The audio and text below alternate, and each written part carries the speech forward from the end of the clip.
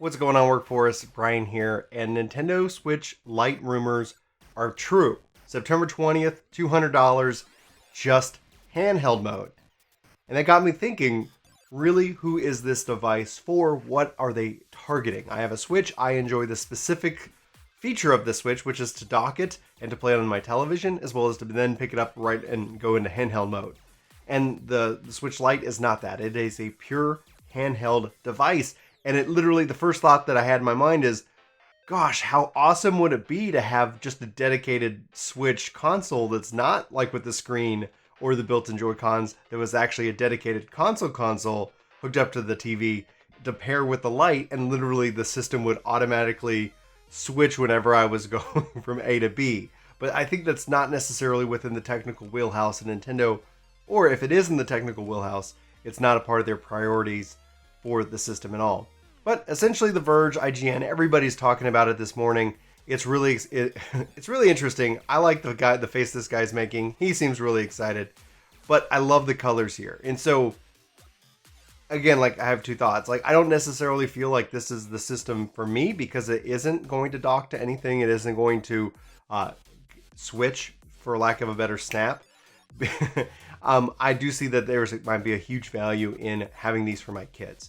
Especially with Maddie. She's 5 years old. We play the Switch together. We play on the TV. Super Mario Maker 2 is just really incredible, and I'm very impressed overall with this product. I use the Nintendo Switch a lot. I want more games for it. I think I think that's obvious, and I think the increased battery life that this is reporting, that it's going to go from 3 to 7 hours as opposed to like kind of 2.5, maybe 3 to 4, depending on what kind of game you're playing. That adds value, etc. But if this is to add in addition to the system, hopefully with the rumors of Xbox Live, hopefully with all of the various, like, there's a lot of back end stuff that needs to happen, especially if you're literally going to go from maybe like the current Switch to this and be able to kind of bounce back and forth. Anybody who knows currently, it is a process that you have to go through to deregister your Switch to be able to play these games online. And if you do keep your primary Switch on whatever your current one is, and then you pick this one up as an addition, if you want to just leave that one docked, at least you have to be online, so you can't necessarily run out to the to the streets and play these games without an internet connection. So it's a weird thing that we're going to have to see how it ends up playing out, and if behind the scenes, if Nintendo's network infrastructure keeps getting better, if they all of a sudden were like, okay, you are who you are, these are your games, they go with you no matter what Switch you're on, I think that would be a real positive move for the industry and for Nintendo as a whole. I am really impressed with the colors. Like, I think these look great. No detachable Joy-Cons, dedicated D-pad. Like, all in all, these look solid.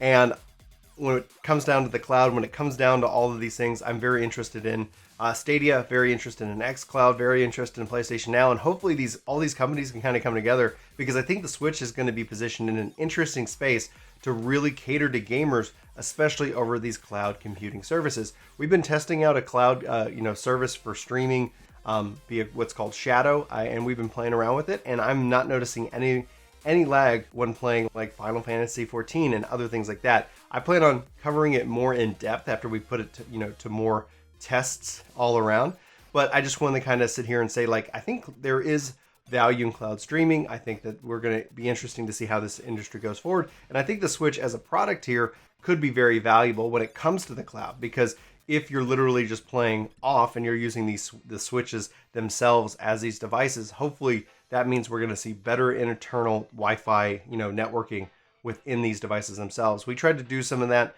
with the current Switch, with Smash and with other games, and it was obvious that it was just better to play local because the Wi-Fi just couldn't keep up. And it wasn't that we were going out to the internet. We were literally doing a LAN party, and the Switch on the Wi-Fi kept struggling. So hopefully we'll see more internal updates as well. Now, on November the 8th, they're going to have a special Pokemon edition for this. You can see the beauty of the silver with the sketch as well, but it does not come with the game itself. So keep that in mind. That's November 8th, a special like Sword and Shield that does not come with Sword and Shield. So be sure to get ready to purchase that. Guys, it's going to be a really awesome holiday for the Nintendo Switch. I'm excited to see that this is actually coming out so soon. It was surprising because we didn't hear anything about it at E3, but I guess they wanted to keep their announcements rolling throughout the summer. I'd love to know what you guys are thinking about this Switch Lite. Is this something that is for you? Is this something that you can see has a good fit within your gaming ecosystem?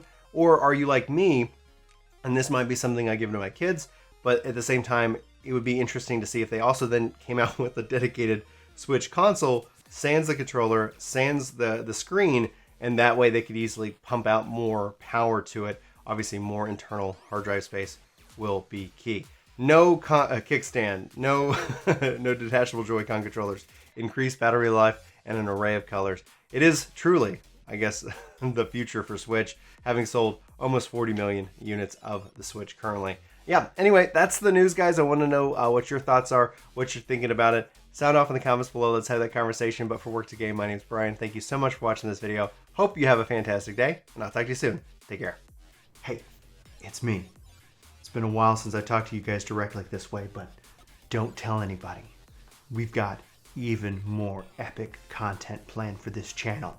The response has been incredible. We hope to see you. If you're new, hit subscribe, leave us a comment.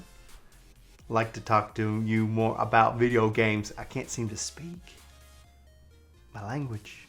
All right.